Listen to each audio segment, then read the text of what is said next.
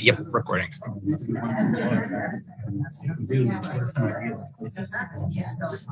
It's approximately 5:47. We'll call the meeting to order. First item on the agenda is there any public comment on any of the items that are on the agenda for this evening? Stand up, state your name, let us know who you are. Sure. Eugenia? Yes. Eugenia? Thank you, Mr. Chairman. My name is Eugenia Marks. I'm a private citizen. I'm retired. I do a lot of walking, and in my career, I was a proponent of walking and public transportation. So I understand that the state is not responsible for sidewalks, but cities are, and since municipalities have to concur with or follow in their comprehensive plan, the state comprehensive plan. I'm here to talk about the condition of sidewalks and any way that this plan can promote Which the plan? repairs to sidewalks so that people can exercise, because we know that that's a healthy thing to do. I'm 82 years old and I'm still walking every day so that I can remain healthy. In my career, I helped found the walking school bus program that's still a part of the Mary Fogarty Elementary School on Oxford Street in Providence. And that very much relies on adequate sidewalks and adequate crosswalks. Crosswalks are a problem in that they're not always, the markings aren't kept up, and the spacing of crosswalks should be attended to as well. And so for Eugenia, can I ask one question? This is supposed to be on agenda items, the public comment. Which one are you referring to? Which plan? the transportation, I thought it was the transportation plan. No. Point of order, Mr. Chair. I'm just wondering if it's not clear to me from the agenda that public comment is only limited to agenda items. It's been the practice of this body that the public comment on the agenda is first and open public comment is at the end. And that came after two previous reviews with Federal Highway where people in the audience said, you've made a decision before I could speak. Then my apologies. Eugenia, at the end, please feel free to continue. I just want to keep to what has been the practice of speaking on agenda items first before the body discusses them. And then anybody who has public comment on any of the transportation topics at the end can feel free to provide public comment. Are we open to entertaining a motion to move the second public open forum portion to the front, since there are so many people who can say what they need to say and then they can get on their way? Sure, if we're not going to have it at the end of the meeting. Is there a motion to move item 9 up, to merge it with item 3 and have public comment once? I'll second that so it can go put this up. Seconded by David and Mike. Do we have any discussion? I have a question. I'm a little confused. I think it would be helpful to have it on the agenda so that people know ahead of time, but it was moved to the end so that people could comment. You know, our role, as we know, is to encourage and facilitate public comment. So if it's kept at the end, then there's an opportunity to comment on what took place, which includes our discussion about our meetings and our topics. So it may be that that is what people would like to comment on. So since it wasn't clear on here that that was the differentiation, Is it possible to poll the public that's here? I'm not going to poll the public. This is a discussion of the board. It's not clear here that that's what it was. So if they would like to stay and do it the way it was planned before we make a decision about moving it to the top, is there a way that we can do that? It's not clear on the agenda, so we might have to consider something like that so that everybody is accommodated. Our job, I'm going to read. I know what it says. Just in case everybody else does it, our number one purpose is to encourage early and continuing public involvement in this process. So we've got a lot of people who do that and make sure that it's to their, to their interest and what they intended to do. Well, we have a motion and a second on the table right now. Is there any other discussion on that motion? I'll take a vote then. All those in favor of merging item 9 with item 3 right now, say aye. Aye. Well, maybe we need a roll call because it's going to be kind of even. Those opposed? 2, 3. It looks like the ayes have it then. There's only 3 opposed. So we are open for public comment. Who would like to speak? And let Eugenia continue. Oh, Eugenia, please continue. And then I'll give the gentleman in the front a moment. Thank you. That's all I have to say. Thank you, Eugenia. My name is Peter Brassard. I'm the chair of the Rhode Island Association of Railroad Passengers. And for my organization, we're in support of full funding or finding a way to fully fund the transit master plan. In addition, we specifically are requesting that the state fund and conduct a detailed engineering and cost study for electrifying non-electrified segments of the Northeast Corridor for commuter rail. Those would include the Pawtucket storage and yard and the third track or third track from Providence Station to south of the airport, the Wickford Junction siding, and any necessary electrical substation upgrades. And that's all I have to say. Thank you. Is there anybody else? In the back? Yes, please. Good evening, I'm Cheryl Space and I'm the library director at the Community Libraries of Providence, and I'm here on that behalf. I just want to say our library staff strongly supports a transit infrastructure for Rhode Island that prioritizes safety for pedestrians and bicyclists, clean air and equity for all people to move around the city and state. When we surveyed our patrons a few years ago, we learned that the majority of library visitors walk, ride a bike, or take a public transit to get to the library. We serve as an after-school center for youth from local schools, most under the age of 16. We wish to amplify the need for them to have safe passage to reach our libraries and access our programs in the afternoons. In addition, we serve as heating and cooling centers, which means that seniors, people experiencing homelessness, and those without air conditioning need to reach us safely and in situations where driving is not possible. Many of our libraries host popular outdoor activities and programs, so we join in the call for less gas-burning vehicles in vulnerable neighborhoods where our valued patrons live so they can live healthier lives, breathing cleaner air. We partnered with the Providence Streets Coalition to coordinate 2 books and bikes community rides highlighting new bike lanes in the city and safe ways to travel between and among the libraries and other literary landmarks like Little Free Libraries. These rides were a highlight because they promote health and wellness, environmentally friendly transit, and neighborhood belonging, all things that happen when we rely less on cars and more on transit that benefits and supports everyone. Thank you for listening to our input. Thank you. Is there anybody else that would like? Scott? Good evening, everybody. My name is Scott Wolf. I'm Executive Director of Grow Smart Rhode Island.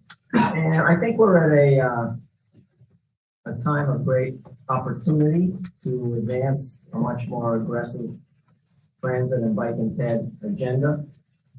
We've clearly got federal funding opportunities that are unprecedented. We have a transit master plan and a bike mobility plan that are far-reaching and innovative and the first of their kind, at least on the transit side.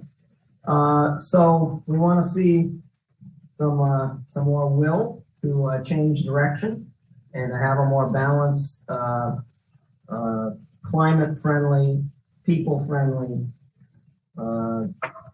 environmentally friendly transportation system. We think that if the TMP and DMP are treated like little chihuahuas and just petted as cute things and not given the funding to be implemented, that Rhode Island will have that the results will be serious missed opportunities and negative economic development, climate change, public health, and equity ramifications for current and future Rhode Islanders. And we're bringing these concerns to you because among the roles of the TAC is to first encourage early and continuing public involvement in the transportation planning process, and two, to evaluate the effectiveness of implementation. At this point, we don't see in the 10-year plan much evidence of a commitment to implementing aggressively the transit master plan and the bike mobility plan, which is the main reason I'm here to raise these concerns. We know that both nationally and in Rhode Island, there's strong public support for transit. Doesn't mean everybody rides it by any means, but a lot of people who don't ride transit understand correctly that it is an important part of a successful economic system for any state or region. The last time Rhode Islanders had an opportunity to vote on the transit bond, they passed it by 60%. And voters across the nation in the last midterm election just a few weeks ago resoundingly supported most transit initiatives. A key issue for us is also housing, and I think transit and housing can be inextricably linked. We need, I think, more transit-oriented development in this state. I think public resistance to housing, which unfortunately is pretty widespread, will be less widespread along transit corridors and near transit stations than in more traditional neighborhoods.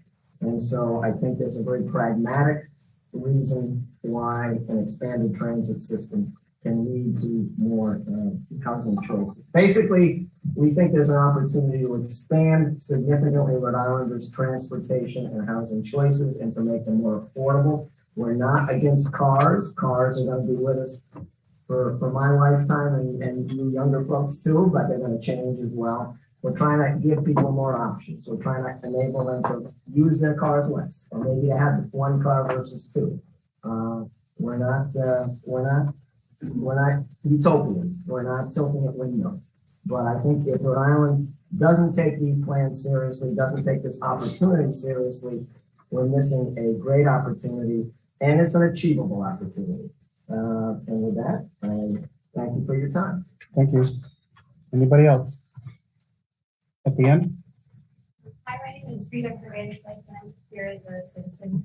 I moved here 5 years ago from Colorado, and we are a two working parent household with just one car, and so we rely on public transportation. We rely on our bicycles to get around, and we've just observed that Rhode Island's public transportation and bicycle access, safe access to get around by bike is just really lacking compared to where we need to from. But I started to do some local work trying to figure out sort of why that is the case and trying to fix that, and became aware of the bike mobility and transit plan, and I wanted to come here as a citizen to urge action. I think everything I look at in those plans, it all looks fantastic, and I would love to live in the Rhode Island that has all those things in place. And so I look forward to Thank you. All right, we'll go around. Let me get the front row down, and then we'll get there. You're up. Hi, everybody. My name is David Mann. I'm the operations director at AS20. We're an arts organization that also provides about 50 units of affordable housing downtown Providence. I'm also the lead author and organizer behind a letter that was written and presented to all the gubernatorial candidates this year on behalf of 36 community organizations. Speaking, and this letter spoke on the importance of a robust 21st century transportation plan for the state. And I really appreciate how many transit advocates and dedicated transit advocates are here in the room and here to speak on this issue. But I really, the purpose behind this letter that we wrote was really to show that the movement for greater transportation options, for better public transit, for bicycling, for walking, options beyond just driving a car, goes far beyond a niche of people who are advocates for those specific issues. We have organizations that advocate for the elderly who signed on to our letter. organizations that advocate for youth populations signing on this letter, organizations that advocate for people who are experiencing housing instability. Really, what we see in Rhode Island is that about 10% of Rhode Islanders do not have access to a personal vehicle. And that has really deep implications for the economic health of our state and for those people's livelihoods. You know, if you can't get to a job, then you can't be a fully functioning member of society. If you can't get to a grocery store, then you can't be a fully functioning member of society. So I just really want to share these perspectives. Again, from a professional's perspective, I represent about 50 people who live downtown, most of whom do not own cars, and they speak to me all the time about the limits that they face because the state does not really support the livelihood of people who do not have access to a personal vehicle.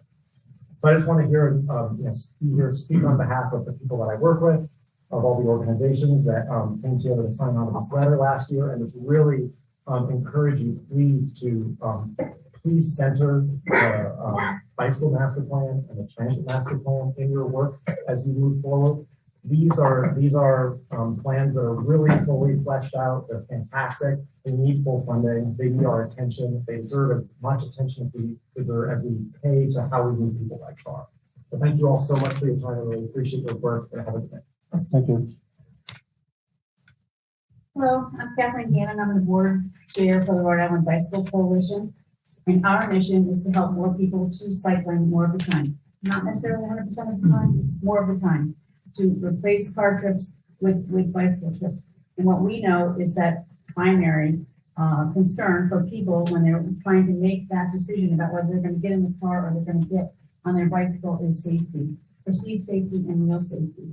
And so I'd like to speak about safety, the safety of all road users, including cyclists. I'm really here to urge you to fully fund and to use every influence and every lever that you have to make sure that the long-range transportation plan is implemented, particularly the bicycle mobility plan.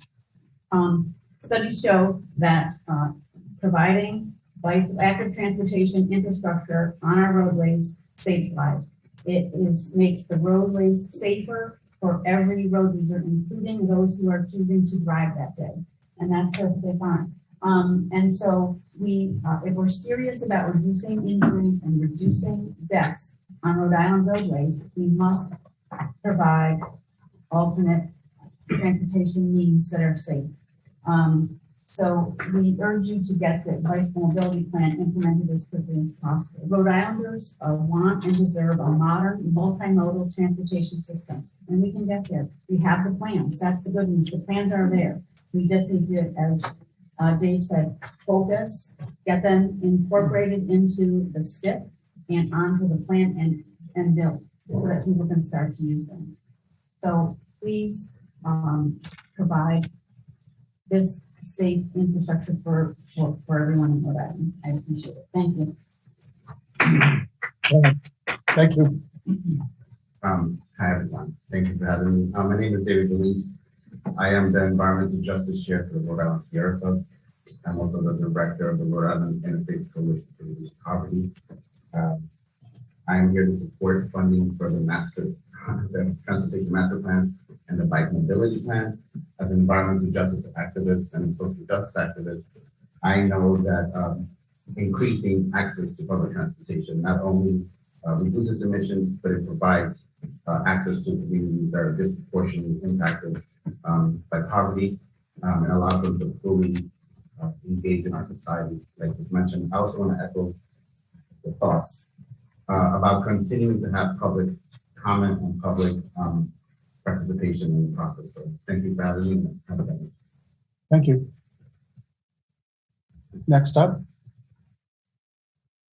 In the front. Go ahead. Oh, did I miss you? Go right ahead. I don't want to miss. I'll be back to you next. Hi, I'm Liza. I'm here as a private citizen. I'm spending my time here this evening because of how important it is to fully fund the transit mobility plan and the bike mobility plan for the state of Rhode Island. I have lived in many Western states before moving here to the East Coast, and I do think that there are some places where it is truly not feasible for every resident to be able to take non-car modes, although it sounds like Colorado is still doing a really good job. Those places have low density, they're very rural areas, and it's more understandable that it's challenging to actually provide transportation options that are not a part of all of those places. Rhode Island is not one of those places. Rhode Island is the second densest state in the country after New Jersey, and it is also already providing transit service to 77% of the population within the 10 block. That service isn't good enough, right? And that means that if we did make these plans implemented, then more people could actually use it to get where they need to go, all for many of their trips. I personally don't have a car. I get around by biking mostly, and also sometimes by transit and by getting a ride. I have had many near misses while biking in the city. I know many people who have been hit by cars. I've also just had to bike on high-speed state highways because there was no other way to get from point A to point B when I am riding my bike, and it was very scary. And there is an easy solution, and we have that in this bike plan here. And additionally, when it snows and I am forced to take the bus, which I am sad to say that I have to say it that way, but when I do, my 15-minute bike ride turns into a 45-minute commute, and that's from Federal Hill in Providence to Washington Park in Providence. That should be our densest, best transit served area, and that already is taking 3 times what being on a bike is, and more than 3 times what taking a car would be. And that's a time tax that a lot of the residents do not have the car pay every single day that they can even work. So I hope that we can do better, and I hope we can forward on these things. Go ahead. Thank you. All right, thank you. So my name is Cedric Ye, and I'm a concerned citizen. I support funding the transit master plan and bike mobility, because of its positive effects on fighting climate change, achieving racial, economic, and mobility justice, solving housing crisis, allowing for affordability and freedom of choice, public health and safety, social economic development, and local economic development, but especially effects on climate change and justice. We know that the transportation sector in the Northeast is the largest and fastest growing source of climate change pollution, with 35% of total emissions. And like all states, Rhode Island must do its part to avoid the most catastrophic effects of climate change. Although Rhode Island has had ambitious goals to reduce total emissions, just the opposite is happening. We continue to grow as vehicle miles traveled and related emissions continue growing, and we're still investing in highway expansion, like the 195 Washington Bridge project or the 295 St. Canyon. Electrification alone will not solve the crisis. With the states that implementing the transit master plan will help Rhode Island achieve 80% of the climate goals related to reducing vehicle emissions by 2060. If we do nothing else and we just implement the transit master plan, we will reach 80% of our climate goals. People will always make the rational choice about how best to get from point A to point B based on cost, convenience, access to the vehicle, etc. Nobody's just a car person, just a bus person. However, since more than half of all daily trips in the U.S. are 3 miles or less, many can be made by bike or transit. If cyclists feel safe, and if taking transit is convenient and accessible. Today, our central transportation system leaves behind everyone who is unable to drive. This includes everyone under 16, including me, those who can't afford a car, people with visual impairment or mobility challenges, many immigrants and refugees, and many elderly. Many people of color and people in low-income households are significantly more likely to use transit and not able to own cars. Many of these people are reliant on a transit system with limited hours and limited areas of service, or must walk on sidewalks and spend on streets where dangers are being struck by a car. It often takes a transit ride up to 4 times as long to reach their destination than motorists. Yet we celebrate expensive highway projects for saving mere minutes on a driver's commute.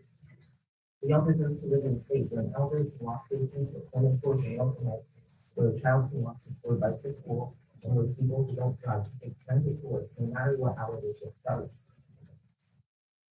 And, so, as already mentioned, we're the second most organized state in the US, and almost 80% of our population lives within a 10-mile walk from transit. The state of Massachusetts invests $60 per capita annually for public transportation. The state of Connecticut invests $90, and the state of Rhode Island just $12.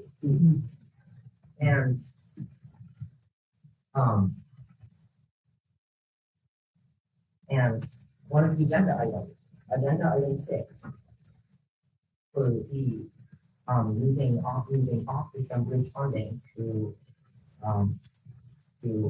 on-system bridges. If we have a surplus of funding, why isn't it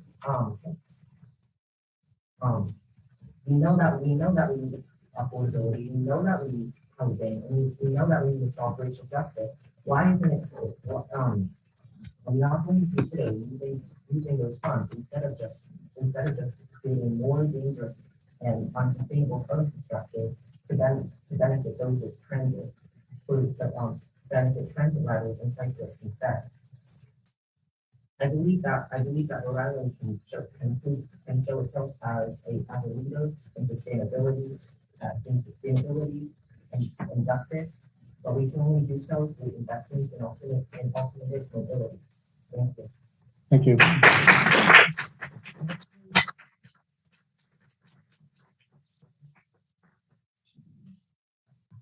My name is Leon. This speech is not planned.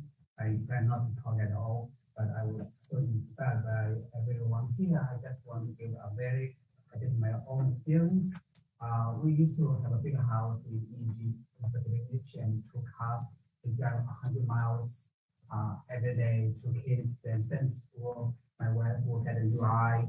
And recently we moved up to Providence, so my daughter can walk to school, and my son can ride the replica to school. So, and then my wife, she took bus 66 to URI every day, and save me 2 hours a day, and save her time about a wash. She would spend lunch an hour to send to kids, and now she just ride the bus an extra maybe 30 minutes on bus rather than driving.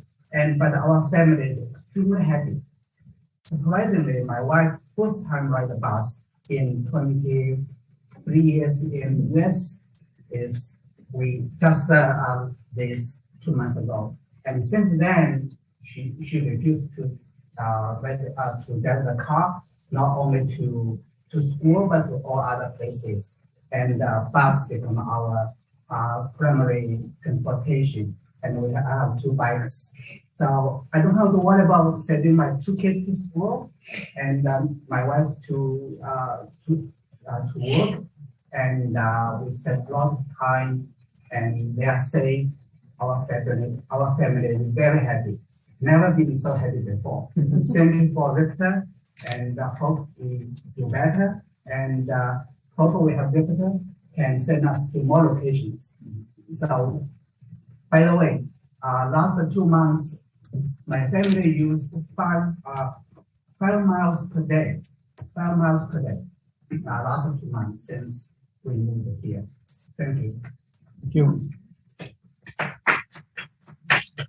Yes. My name is Boyan, Giles. I'm a resident of Pawtucket. And I just wanted to speak in support of the Transit Master Plan and the Bikeability Plan. And we can just part in the Hope Street temporary trial, and many of the people here today were involved in that temporary trail. They brought safe bike facilities to the backbone of the East Side Providence. There were dozens of people always reaching out to help build the project, and hundreds were able to enjoy the safety the bike facilities offered for the following week. And the residents of the state want bike infrastructure so badly, we're going to build it ourselves. And the demand is there for safe and reliable bike transit. So as someone who doesn't have a car, I get to experience the state's transportation priorities much differently than those who are in the cars. While tens of millions get spent to widen highways and create roads that are specifically designed for cars and no one else, RIPSA continues to buckle due to lack of funding, and biking just about anywhere means choosing the route that least likely to kill you. As been mentioned, a very large amount of our population in Rhode Island lives within 10 minutes of a transit stop. With the catastrophic impact of climate change upon us, we must use the transit master plan as a guide to find robust statewide transit services that serve residents with reliable transportation. The goal of the creative leadership from RIDA is in this body to advocate and fully fund the transit master plan. Thank you. Next row. Hi, I'm Spencer. I'm a private resident. I live a mile and a half from here, and I work here on Capitol Hill. We're going to meet our transit and climate goals. Climate goals. You don't want to drive it, and I don't. I just bumped it to work today. I took the bike to get here just now. And I'm here to support the transit and cycling master plans because both of those feel a lot like afterthought. I passed 6 other cyclists in the way here, but not a fragment of cycle infrastructure. I have crossed 2 state roads, and most of them are going to be every day. And Rita, even though it's how my wife and I get around the city and why we moved here to get around the city, especially with the recent changes in schedule, it gets harder every time you try to do it. And I don't know, when you meet these goals, it's kind of harder for me to do what we're trying to do there. Thank you. Next. Thank you. My name is Christian Roselund. I'm a resident of Providence. I'm a former board member of Rhode Island Bicycle Coalition. I'm a policy analyst, and I'm a parent. I'd like to speak about the climate crisis, which is the defining crisis of our generation. We have taken action at the state to address it through the 2021 Act on Climate. The Act on Climate requires a 45% reduction in greenhouse gases by 2030. There is no way that we can achieve that without reductions from the transportation sector. I have a little bit of experience working towards these targets. I formerly worked at Rocky Mountain Institute, the global think tank, and we came up with a plan for the United States to meet its Paris climate agreement targets. Those require a 50 to 52% reduction in greenhouse gases by 2030, so similar. However, for the United States as a whole, transportation is 27% of emissions. For Rhode Island, it is 35% of emissions. Therefore, we require steeper cuts here. One of the things that we found at RMI is that a move to electric vehicles alone will not deliver the necessary cuts to meet our climate targets. That is because even if we move to all of the new cars being sold being electric by 2030, only 1/4 of the cars on the road will be electric. That's because the average car stays on the road for more than a decade after being sold. So what we determined was that in addition to moving entirely to EVs and new car sales, which by the way will not be easy, it was 5% for the first 9 months of this year, we additionally need to reduce vehicle miles traveled 20% at the national level. We have plans to reduce vehicle miles traveled in Rhode Island. We have the Bike Mobility Master Plan, which I worked on for some time, and the Transit Master Plan. I was very disappointed to see that after working for years on attempting to craft a good bicycle mobility master plan, that since it was published in December of 2020, after a significant delay, it and the Transit Master Plan have essentially gathered dust. There has been little to action to date to do anything about these plans. However, we have generously funded highway expansions, as has recently come before this body in the so-called minor amendment process. Unfortunately, after having watched the actions of this board, I must say that I do not feel that this board is currently providing the meaningful oversight for RIDOT that it is tasked with doing. Plans must be acted upon, particularly when they are plans to meet state goals that are enshrined in law and that have legal consequences. Failure to meet the Act on Climate targets places the state administration in legal jeopardy. Thank you. Next.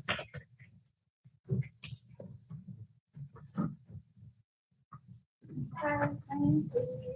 I'm here just as a member of the public.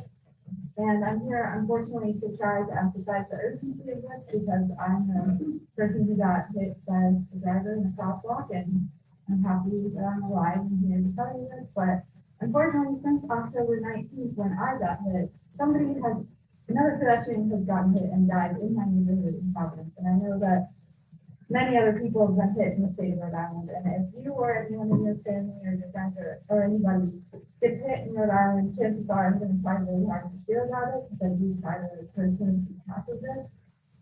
So the streets are very dangerous. That's all there is to say.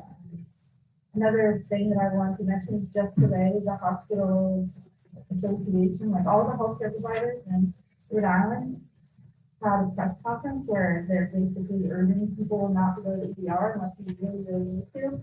And I can tell you that unfortunately, when I went to the ER, when I was struck, you know, they took me in for x-rays and I was sitting there on a stretcher for a really long time. And then the guy who got wheeled in the ER after me, he was in a car crash too, but he was in a car and he even worse just than me. So I also want to emphasize that prioritizing safer streets and prioritizing people outside parks is also going to increase safety for people who are driving cars as well. Because I mean, people in car crashes get paralyzed all the time.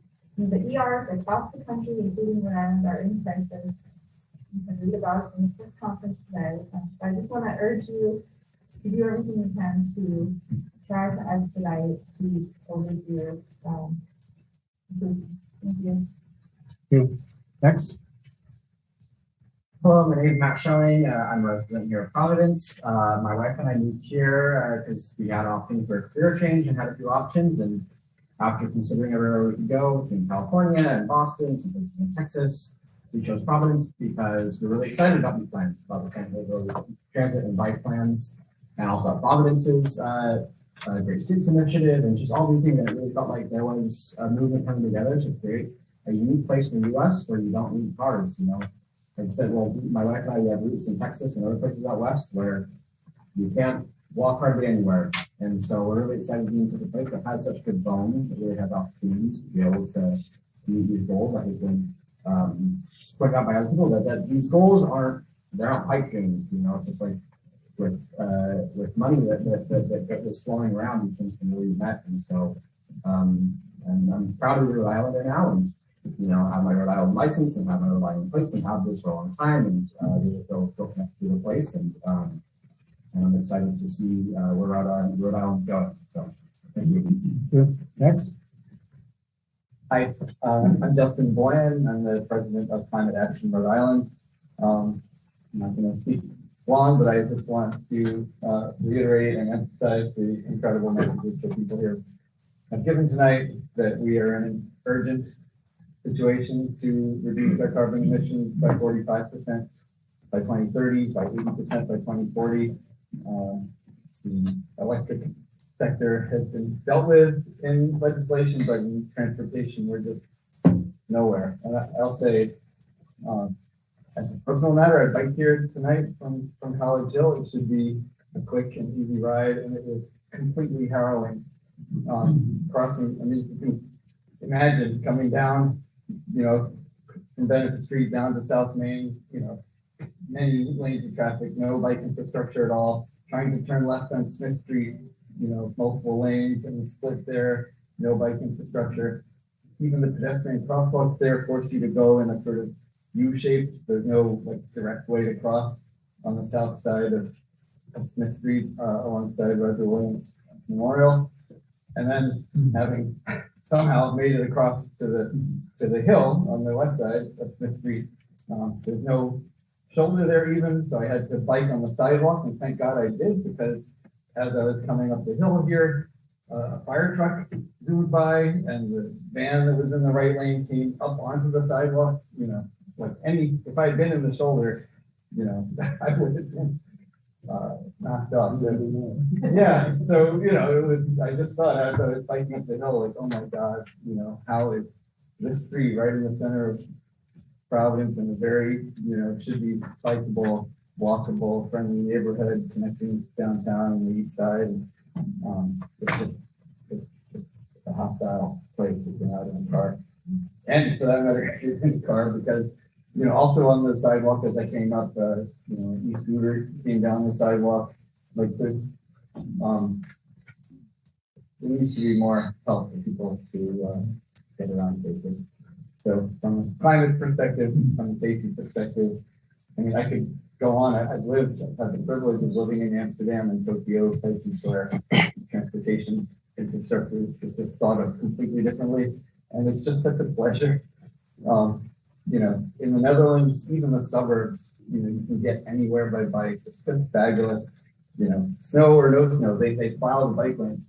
So it's just a different way of conceptualizing how people get around, and it's a more pleasant way to live. So let's get there. Thank you. Back row. Good evening, everyone. My name is Enrique Sanchez, State Representative elect in Providence District 9 and Providence school teacher here in the Providence School District. And someone coming from a family that's been in Providence for 30 years. I am here in full support of this transit and cyclist mobility master plan, and I support the full efforts of these efforts to improve our pro-environmental bicyclists, pro-bicyclists, strategy, for our city, throughout the state. I find it unacceptable, honestly, that after 2 years, it's been a lack of transparency, of awareness, of outreach, broken promises for a bunch of folks here in this room and for a lot of folks who have been in support of this. But there are concerns that cars are needed, cars are this for that. I am in full disagreement. As someone who works in the Providence School District and sees the danger that cars bring to thousands of Providence youth, there's a specific reason why I'm here. I have seen youth almost hit by cars going 30, 40, 50 miles per hour along Cranston Street, Westminster Street, and in Providence at 6:50, 7:30, 8 o'clock in the morning, and then after school as well. I find that completely unacceptable.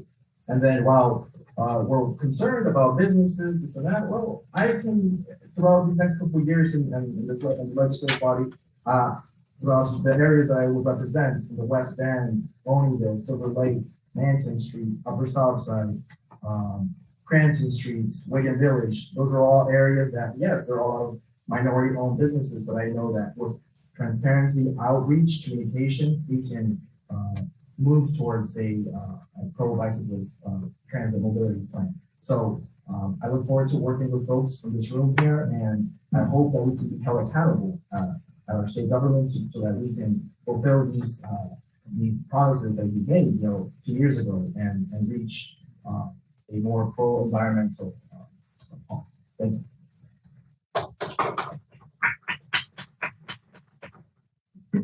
I'm Patricia Raub, and I represent Rhode Island Transit Rights. And I want to speak about a discrete segment of transit riders and people who actually probably aren't transit riders at this point, but would be if the transit master plan were implemented. And those are seniors like myself. There are many seniors living on a fixed income.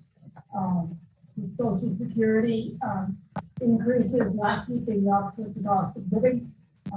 You may have a car, but find it very difficult to pay for gas and to pay for the other expenses that go with having a car.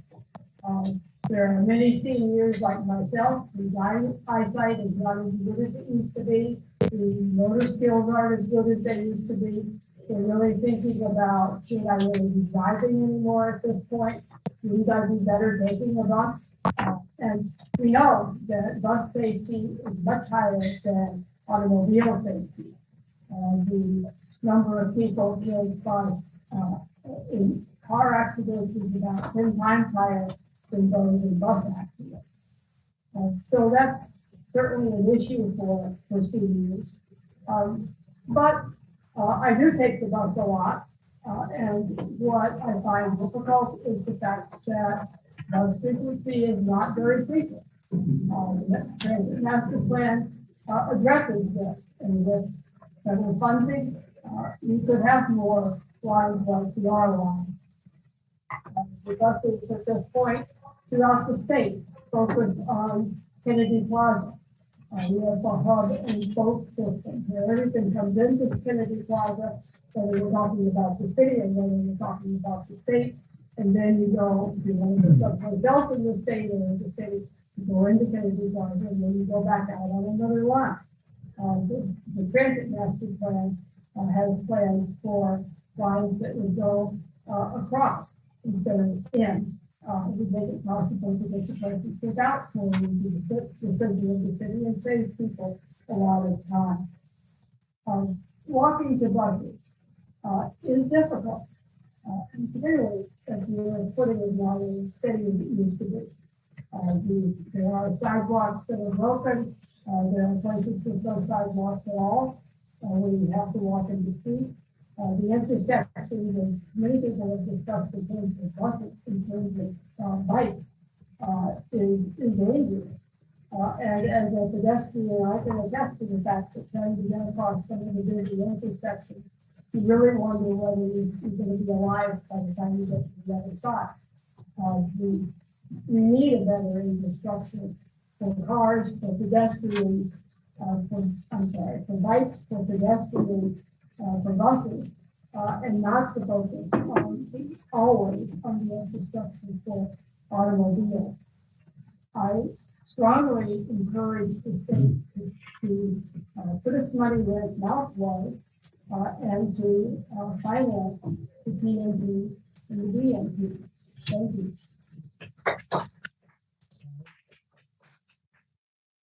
Hi, my name is Barry Schiller. Some of you know I was on the TAC for many years until I resigned in 2014. And I'm here to make an appeal to the TAC members, not just as a member of that committee, but as planners, as advocates, as agency people, as stakeholders, to do transportation differently. And the reason I think we need to do it differently is I think it's fair to say we're not meeting our state plan, guide plan goals on things like controlling sprawl, revitalizing our core cities. We're not approaching Vision Zero on accidents. We're not keeping our energy dollars in the state because we spend so much on gasoline, and above all, we're not reducing climate emissions. I'm going to sit down and talk to you. Stand at my age, I'm afraid. But I think you can still hear me. I was a professor. I used to have to speak. And I always hoped that my math students would understand better if I was loud. That didn't always work. But the reason we're not meeting our goals, transportation-wise, is because we've prioritized not just fixing the roads and bridges that everybody pretty much agrees with, but we prioritized the 8 years I've been away, highway expansion on 95, on 195, on 295, on 146, on Route 37. These are expensive projects. And we've got to stop doing that. It deepens this auto dependency, which is getting us into that trouble. And at the same time we're doing that, the bike program has largely stalled. East Bay bike path bridges are not yet repaired. We still don't get to downtown Woonsocket. We still don't get to the coast of Narragansett. Nothing on Aquidneck Island. The transit program, in 2014, we passed a $35 million bond to improve transit hubs. Where's that money gone? We've seen no transit improvement from that. We have to fight to keep a bad idea of breaking up the Kennedy Plaza hub into bad locations and the buses wouldn't connect. There's still no progress in those 8 years on electrification of the commuter rail that would make it quieter, cleaner, faster, and more reliable. No progress. That's because we've been doing a highway expansion. And I know it takes interstate cooperation with the MBTA, but the leadership, as I say, not just on the TAC, but all the groups that you represent should be promoting that. And we know what to do differently. Those are the plans that everybody's been talking about. That's what we should do. And thank you for your time. Thank you.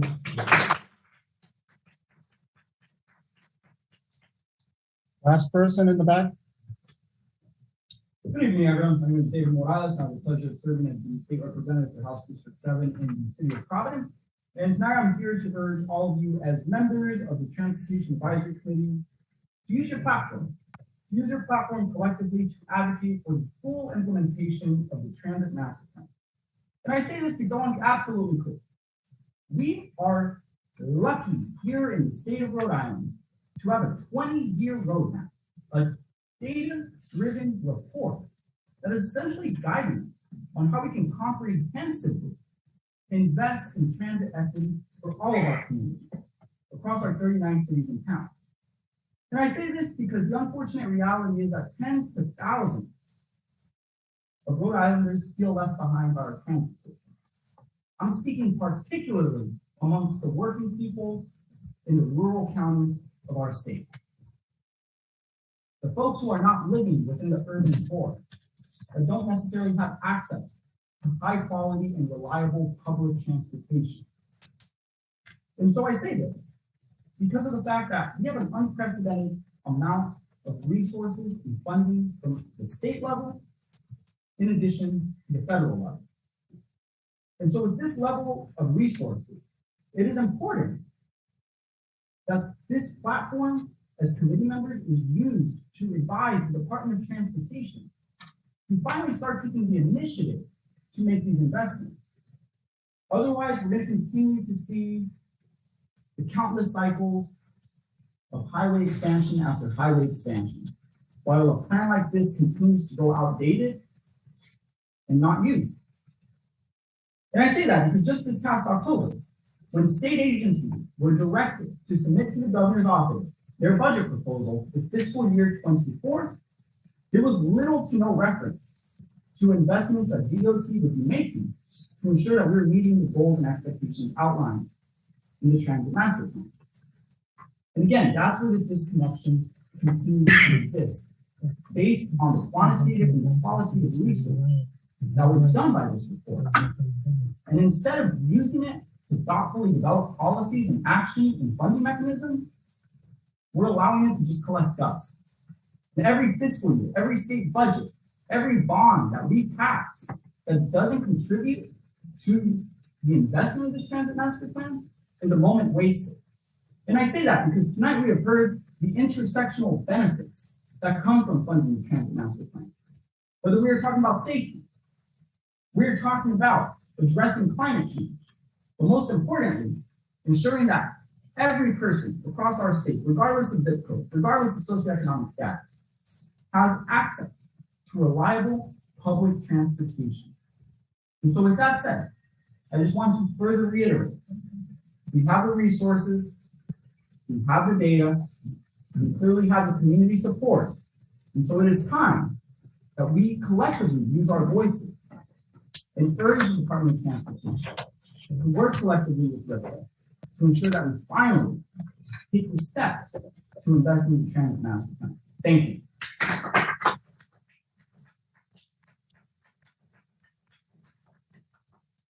Harry, next to you, are you speaking? No, I work for it. Thank you. But I appreciate you, Robert. No, you're speaking later. I'll move on to item 4.